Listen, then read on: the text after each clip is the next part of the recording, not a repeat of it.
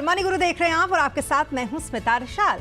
अप्रैल में mutual fund industry का कैसा रहा हाल, कहां आया सबसे ज्यादा पैसा और कहां रही निवेश की रफ्तार थोड़ी धीमी। अप्रैल में एमएफ का ट्रेंड, जिसमें इक्विटी और डेट का कैसा रहा चाल, ये सब कुछ जानेंगे हम, और ये भी कि आगे आपके लिए कहां बनेंगे निवेश के मौके हमारे इस खास शो में। आज हम बात करने वाले हैं अप्रैल में आए एमफी के नंबर्स के बारे में। इस शो में हमारे साथ हैं आनंद राठी वेल्थ के डायरेक्टर ऋषिकेश पालवे, साथ ही कंप्लीट सर्कल वेल्थ के सीईओ क्षितिज महाजन भी इस वक्त हमारे साथ हैं। आप दोनों का बहुत स्वागत है हमारे साथ इस शो पर। और क्षितिज, आपसे शुरुआत करते हैं। चलिए, थोड़ी राहत की बात ये कि इस बार एमएफ इंडस्ट्री का जो एयूएम है वो लगभग 11% बढ़ चुका है और अब वो 81.92 लाख करोड़ पहुंच गया। ये बहुत अच्छी बात, और इस बार काफी और अच्छी बातें रही है। लेकिन आपको कैसे लगे एमफी के नंबर? नमस्ते स्मिता, नमस्ते ऋषिकेश भाई, एंड सभी दर्शकों को मेरा नमस्ते। इन लाइन विद वो जो एक्सपेक्टेशन था, वो लगा, and thanks to some rally in the month of April. Small last time जो हमने डिस्कस किया था कि दैट स्मॉल कैप जो है वो 20% तक रैली किए हैं, मिड कैप इंडेक्स 17% रैली किया। तो AUM wise everything is looking very good कि नंबर इन लाइन विद हैं, जो पहले के एयूम था वहीं पे आ गए हैं ओवरऑल। बट ये सिप को लेके थोड़ा सा डिसहार्टनिंग है, एंड ऑब्वियसली बिकॉज पिछले 18 मंथ से लोगों का पैसा नहीं बना है। तो वहां पे जरूर हमने देखा है कि विजावेज जो 32,000 का हमने फिगर टच किया था लास्ट मंथ, वो घट के अब 31,115 के आसपास करोड़ का आपका रह गया है। कोई 972 करोड़ के कम सिप्स जो है वो कम हुई है। तो मतलब इनफैक्ट सिप जो है वो नेगेटिव स्पीड से ग्रो करी है, इन टर्म्स ऑफ क्लोजर ज्यादा आए और टोटल रजिस्ट्रेशन कम है। सो ये ऐसा पहली बार हुआ है पिछले 2 साल, दूसरी बार हुआ है ऐसा 2 साल में, दैट मंथ ऑन मंथ जो है आपका नेगेटिव फ्लो रहा है।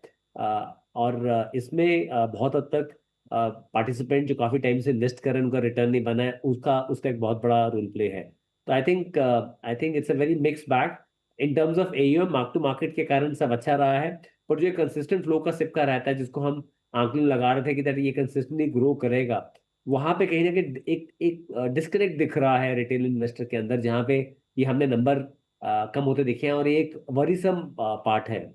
सो मार्केट्स के आंकड़े तो हैं, बट ये एक बहुत स्टेबल एयूएम है स्मिता, जो एक मंथ ऑन मंथ एक डिस्टेबलाइज करने वाला एफआई फ्लो को स्टेबलाइज करता है, उसे काउंटर करता है।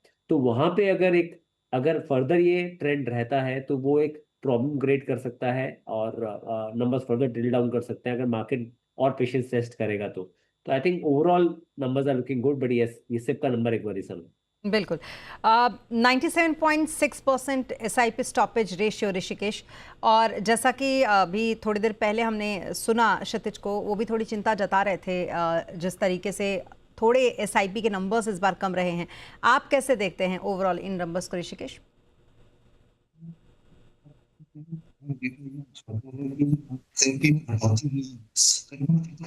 ऋषिकेश, आपकी आवाज थोड़ी सी हमें प्रॉब्लम कर रही है, आप एक बार फिर से। क्षितिज जी ने कहा कि थोड़ी कटौती हुई दिख रही है एसआईपी के नंबर्स में। 31,000 करोड़ करीबन आए हुए दिखते हैं, बल्कि हमने ओके ऋषिकेश, हमें आपकी आवाज़ सही तरीके से नहीं आ रही है। एक बार क्षितिज, मैं आप ही के पास आती हूँ। मुझे एक बात बताइए, स्टॉपेज रेशियो 97.6% एसआईपी का रहा है, थोड़ी चिंता की बात है? थोड़ी नहीं, काफी चिंता की बात है। मैंने क्या बोला कि दैट एक वन ऑफ द मंथ हो सकता है। देखिए, 3% ही कम है रिजर्व लास्ट से, बट अगर ये ट्रेंड डाउनवर्ड हो जाता है और कहीं ना कहीं रिटेल इन्वेस्टर का पेशेंस टूटता है, तो ये फर्दर प्रॉब्लम क्रिएट कर सकता है। बट जो भी दर्शक हमें देख रहे हैं, मैं ये बोलना चाहूंगा दैट कैपिटल मार्केट में अगर आप 15% से पैसा बनाते हैं तो 5 साल में डबल होता है।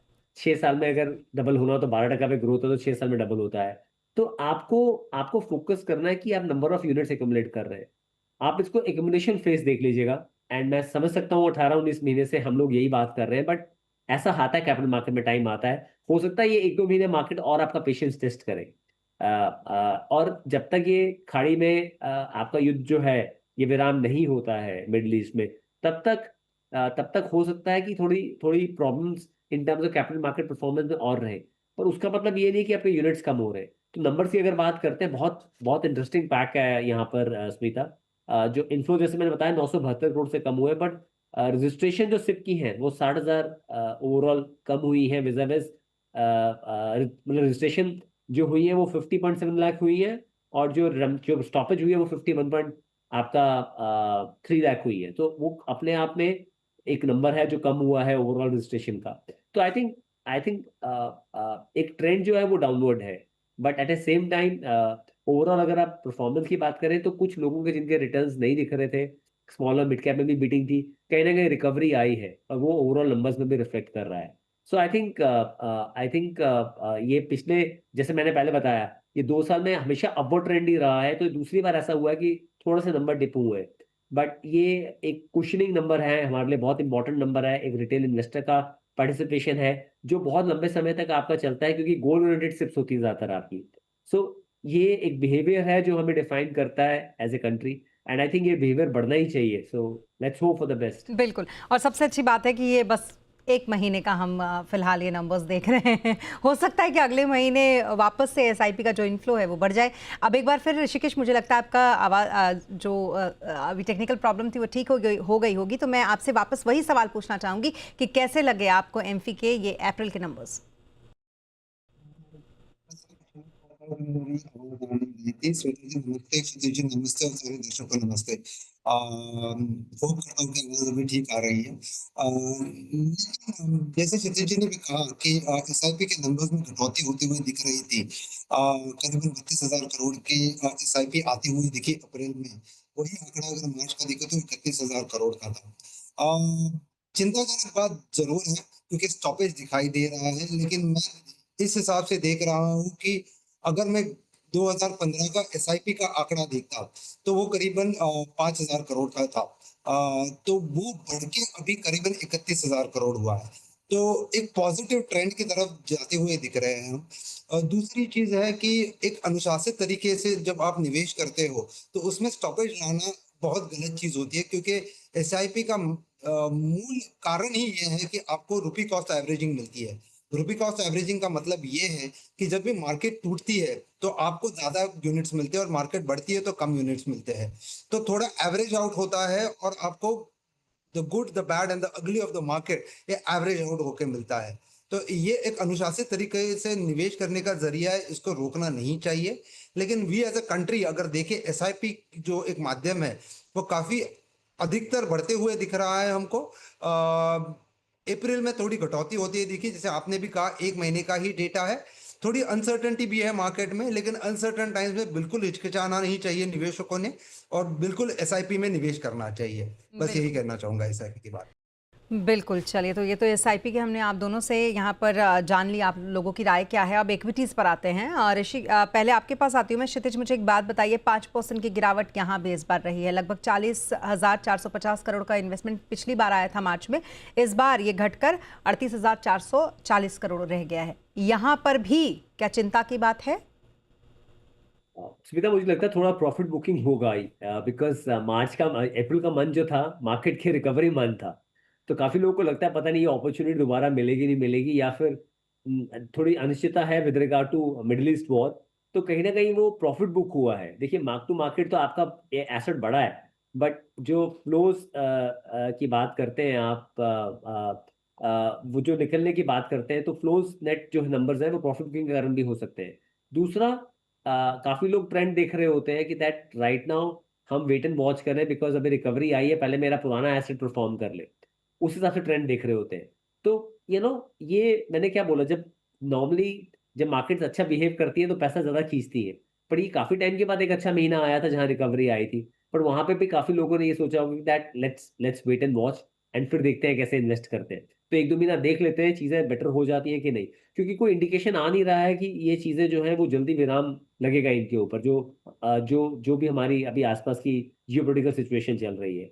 कल का एड्रेस हमने सुना ही है मिस्टर मोदी का, जो उन्होंने बोला है। तो I think it has to do with that, and I am not worried about it. मुझे ये मैं आपको बता सकता हूँ, बहुत सारे क्लाइंट्स हैं, वो they are maintaining some cash in terms of, वो they keeping some powder dry. वो कुछ पैसा मेंटेन करके चल रहे हैं जो आने वाले टाइम में स्टैगर वे में इन्वेस्ट करना चाहते हैं। हम काफी क्लाइंट से खुद भी मिलते हैं, बात करते हैं। तो ऐसा नहीं है कि पैसा नहीं है मार्केट में आने के लिए, पर वो साइडलाइन पे वेट कर रहा है। जब एक चीज की एक चीज का स्थिरता आ जाए कि हाँ चाहे स्लो बढ़े पर मार्केट एक सिचुएशन के बाद ठीक ठाक काम करना शुरू करेगी और आसपास की चीजें बेटर होंगी, तो आपको ये पैसा वापस आता भी दिखेगा। So I am very positive about it. Okay. Rishikesh, आप यहाँ देखेंगे तो इस बार लगभग स्मॉल कैप में आपको 10% की बढ़त दिख रही है पिछले महीने के मुकाबले निवेश में। मिड कैप की अगर बात करें तो उसमें 8% कहीं ना कहीं ज़्यादा पैसा इस बार आया है। क्या ये एक अच्छा मजबूत सिग्नल है इस बात का कि स्मॉल कैप और मिड कैप अब ये भी बहुत बढ़िया पहले से अच्छे हो गए हैं? जी बिल्कुल स्मिता जी, स्मॉल कैप और मिड कैप में बढ़ोतरी आती हुई दिख रही है। करीबन 8 से 10% की बढ़ोतरी आती हुई दिख रही है।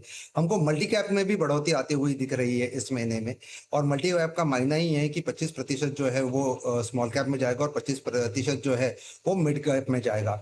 तो ये डेफिनेशन के हिसाब से ही काफी अच्छा बर्ताव रहा है मार्केट का, निवेशकों का, कि वो निवेश कर रहे हैं। इसका मतलब ये हो रहा है कि निवेशक जागरूक हो रहा है इस तरफ कि स्मॉल कैप और मिड कैप एक धोखादायक चीज नहीं है।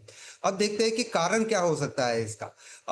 दो कारण है, मूलभूत कारण ये है। पहला कारण ये है कि अगर हम स्मॉल कैप की अर्निंग्स की ग्रोथ देखें पिछले क्वार्टर 4 की, तो करीबन 42% की ग्रोथ दिखाई देती है। और दूसरा कारण ये है कि नेगेटिव फ्रॉड का मतलब क्या है, मैं समझाने की कोशिश करता हूँ। अर्निंग्स के पैमाने से अगर आप वैल्यूएशन की कैलकुलेशन करते हो तो आपको पता चलेगा कि करंट मार्केट वैल्यू जो है स्मॉल कैप और मिड कैप की, वो निगेटिव टेरिटरी में है। स्मॉल कैप करीब करीब 17.5 निगेटिव के फ्रॉड पे है और मिड कैप जो है वो करीबन -10% के फ्रॉड पे है। तो एक बहुत अच्छी अपॉर्चुनिटी पोज करता है मिड कैप और स्मॉल कैप दोनों भी, जहाँ पे निवेश करना चाहिए। तो ये एक बहुत अच्छी खबर है कि निवेशक इन दो मार्केट कैपिटलाइजेशन में निवेश कर रहे हैं। लार्ज कैप में भी थोड़ी बहुत निवेश हो रहा है क्योंकि वो स्टेबिलिटी लेके आता है। तो इसके वजह से मैं तो काफी खुश हूँ कि निवेशक जागरूक हो रहा है और स्मॉल कैप और मिड कैप की ओर भी बढ़ रहा है। बिल्कुल। और दूसरी तरफ अगर हम बात करें डेट फंड की, तो क्षितिज जो हमने ओवरऑल नंबर देखा है एयूएम का, उसमें जो बढ़ोतरी हुई है लगभग 11% की, उसमें बहुत बड़ा रोल हम डेट फंड का देख रहे हैं। क्योंकि अगर आप देखें तो अकेले डेट फंड में इस बार अच्छा खासा इनफ्लो आया, जो पिछली बार हमने आउटफ्लो देखा था। और खास करके लिक्विड और ओवरनाइट फंड में क्या इसको हम लाइक पॉजिटिव नोट पर ले सकते हैं? क्योंकि ये तो ऐसे फंड्स होते हैं जहां पर लोग बहुत शॉर्टर टर्म के लिए अपना पैसा रखते हैं। फिर भी क्या इसको हम पॉजिटिव वे में लें? Smita, it has more to do with corporate का जो पैसा होता है ना, जो मार्च में निकलता है, वो अप्रैल में वापस आता है। उनको अपनी बुक्स में शो करना पड़ता है। बैंक्स जो इन्वेस्ट करते हैं वो भी मार्च एंड से पहले पैसा बुक कर लेते हैं। तो ज्यादातर ये पैसा, जो बड़ा पैसा आया है, वो वही पैसा है जो वापस आता है अप्रैल में। सो इंडस्ट्री के लिए पॉजिटिव है कि एसेट बढ़ रहा है, बट इसका मूल कारण यही है कि उसमें पैसा आया है। अदरवाइज इस समय दबे यील्ड्स इस समय बिहेव कर रही हैं। हम जीसेट में ज्यादा फ्लोज नहीं देख रहे हैं। शॉर्ट टर्म पार्किंग के लिए आपके पास आर्बिट्राज और liquid ultra short term fund में पैसा आ रहा है। पर जो बड़ा पैसा आप जो बात कर रहे हैं, वो जैसे मैंने बताया, वो कॉर्पोरेट का पैसा है जो बुक हो जाता है मार्च एंड से पहले, वो वापस अप्रैल में मार्केट में आता है। ओके। एंड हाइब्रिड फंड का जो ट्रेंड है उस पर ऋषिकेश आप क्या कहना चाहेंगे? इसका ट्रेंड आपको कैसा लगा? हाइब्रिड फंड्स का ट्रेंड अगर मैं देखें तो अधिकतर आर्बिट्राज फंड्स भी इसमें आते हैं और आर्बिट्राज फंड में काफी अधिकतर पैसा आता हुआ दिख रहा है। उसका भी कारण यही है कि क्षितिज जी ने बताया कि कॉर्पोरेट फंड जो होते हैं वो वापस आते हैं। और दूसरी चीज क्षितिज जी ने कही थी, और मैं वहां से क्यों लेना चाहूंगा, कि काफी लोग पाउडर ड्राइव रखना चाहते हैं, ताकि एक एम्यूनेशन तैयार रखना चाहते हैं कि जब भी उनको मौका मिले तो वो इक्विटी में निवेश कर सके।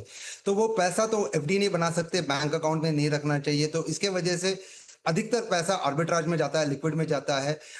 डेट की अपन पूरी बात करें तो गिल्ट और लॉन्ग ड्यूरेशन फंड्स है, वहां पे निगेटिव आउटफ्लोज दिखाई दे रहा है। डेट में गिल्ट में करीबन -1000 करोड़ का आउटफ्लो हो रहा है और लॉन्ग ड्यूरेशन में करीबन -750 का आउटफ्लो रहा है।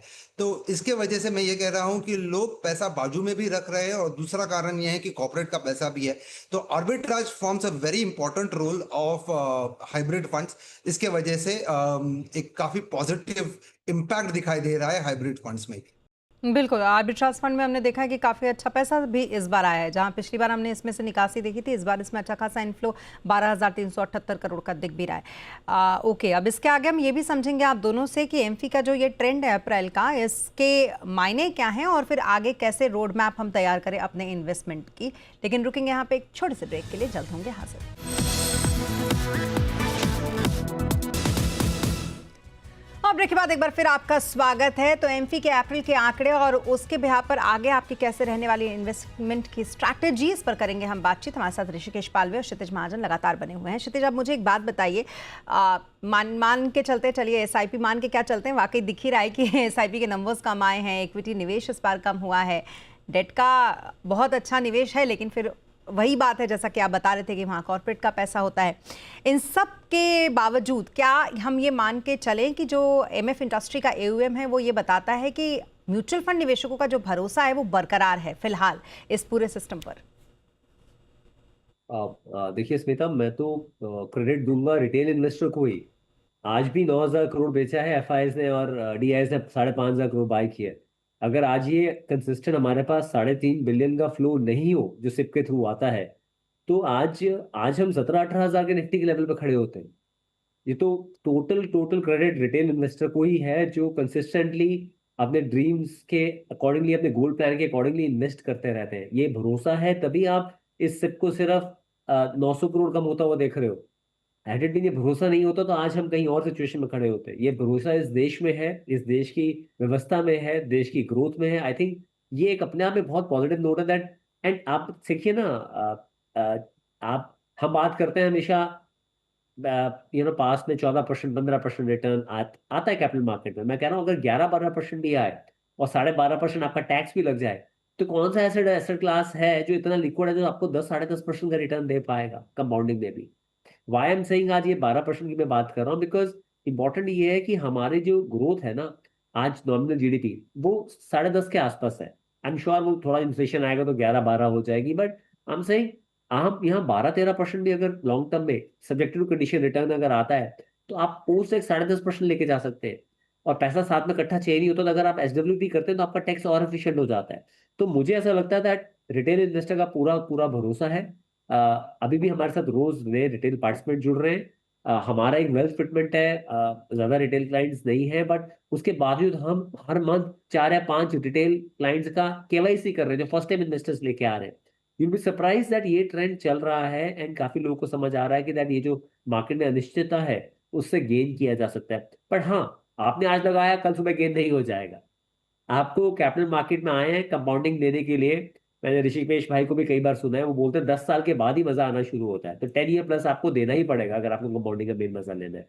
तो मुझे तो पॉजिटिव लग रहा है and hope things should get in shape. बिल्कुल। और मैं हमेशा एक चीज़, जो जब भी मैं एमफी के डेटा देखती हूँ तो मुझे लगता है कि कुछ कुछ चीज़ें ऐसी हैं जो एमफी को थोड़ा बहुत काम करने की ज़रूरत है। आई नो फ्यूचर में वो काम करेंगे नहीं करेंगे इस पर, लेकिन ऋषिकेश मुझे ऐसा लगता है कि जब भी आप ये बताते हो कि एसआईपी का जो आंकड़ा है वो घटा है, तो आप प्लीज़ ये भी बताया करें, मैं एमफी के लिए कह रही हूँ, कि आपको लगता है ऐसा कि एमफी को ये बताना चाहिए कि जो एसआईपी रोकी गई हैं, क्या वो एसआईपी के ड्यूरेशंस क्या क्या रहे हैं। अगर आप इतना ज़्यादा नहीं कैलकुलेट कर सकते तो एटलीस्ट एक परसेंटेज ही दे दीजिए कि 10 साल से चली आ रही है एसआईपी को रोका गया, या 1 साल से जो एसआईपी चल रही थी वो रुकी है, मतलब shorter term, mid term, long term, इस तरीके से। तो एक फेयर एक पिक्चर हमें पता चलेगा कि बेसिकली ऐसे कौन से निवेशक है जो मार्केट की उतार चढ़ाव में घबराकर अपनी एसआईपी को रोकते हैं। ऋषिकेश, क्लासिफिकेशन आ जाता है तो पता चलेगा कौन से निवेशक हैं जो एग्जिट करने की कोशिश कर रहे हैं एसआईपी। जो 10 साल के निवेशक है वो शायद ही एग्जिट करने की कोशिश करेंगे। जो 1 साल के निवेशक है अगर वो एग्जिट करते हैं तो उनकी स्ट्रैटेजी अलग होगी। 10 सालों के निवेशकों की स्ट्रैटेजी अलग होगी। जैसे मैंने पहले भी कहा और अभी क्षितिज जी ने भी कहा कि इक्विटी में जब आप निवेश करते हो तो 1 साल का ड्यूरेशन बहुत ही कम ड्यूरेशन होता है। 10 साल 5 साल इसके ऊपर ही देखना चाहिए, तब जाके इक्विटी का असली रंग नजर आता है। दूसरी चीज ये है कि एसआईपी के आंकड़े बहुत ही इंटरेस्टिंग है। हमने एयूएम की भी बात की, तो एयूएम का जो हमने ग्रोथ देखा है तो करीबन पिछले साल से लेके अब तक, पिछले अप्रैल से लेके अब तक करीबन 17% का ग्रोथ हुआ है। तो करीबन 8 लाख करोड़ की ग्रोथ दिखाई देती है हमको। उस 8 लाख करोड़ में से करीबन 3.5-4 लाख करोड़ तो केवल एसआईपी के द्वारा आए हुए हैं। तो एसआईपी का जो इनफ्लो आया है पिछले 1 साल में, वो काफ़ी अच्छा रहा है। मोमेंटरी चेंजेस, मोमेंटरी स्टॉपेजेस जो होते हैं, वो थोड़ा डर होता है निवेशकों को जब वो निवेश करना चालू कर देते हैं, लेकिन वो डर बिल्कुल बाजू में रखना चाहिए और निवेश करना कंटिन्यू करना चाहिए अगर एसआईपी के माध्यम से आप कर रहे हो तो। दूसरी चीज़ क्षितिज जी ने बहुत बेहतरीन कही कि डीआईएस का जो सपोर्ट रहा है मार्केट के लिए, वो बहुत ही बेहतरीन रहा है, क्योंकि पिछले महीने का अगर हम आंकड़े देखें तो एफआईआईज ने करीबन 1,12,000 करोड़ के विड्रॉल किए थे, लेकिन डीआईएस ने करीबन 1,47,000 करोड़ निवेश किए थे। तो डीआईएस का काफ़ी स्ट्रॉन्ग सपोर्ट रहा है मार्केट की तरफ, और डीआईएस जब निवेश करता है तो एसआईपी का एक बहुत इंपॉर्टेंट माध्यम माना जाता है।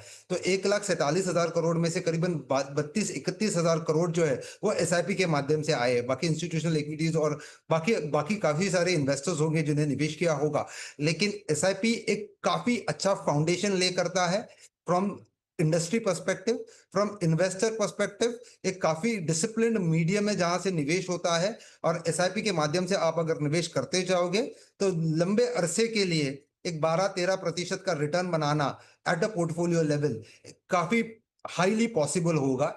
एक मिश्रण रखना बहुत जरूरी है लार्ज कैप, मिड कैप और स्मॉल कैप के बीच में। बहुत बढ़िया स्ट्रैटेजी आपने बताई, और सबसे अच्छी लाइन आप बोलते हैं कि अपने टेंशन को बाजू में रखें और आप आराम से अपनी एसआईपी को चला सकते हैं। बहुत बढ़िया तरीके से आप लोगों ने एफपी के जो नंबर्स थे अप्रैल के, कैसे कहाँ चिंता करने वाले थे और कहाँ पर हम पॉजिटिव हो सकते हैं, इसको लेकर आपने बहुत अच्छे से समझाया। इसी के लिए thank you so much Rishikesh हमारे साथ इस शो पर जुड़ने के लिए। थैंक यू सो मच क्षितिज हमारे साथ इस शो पर जुड़ने के लिए। और इसी के साथ इस बुलेटिन में फिलहाल इतना ही। आप बने रहें जी बिजनेस के साथ। नमस्कार।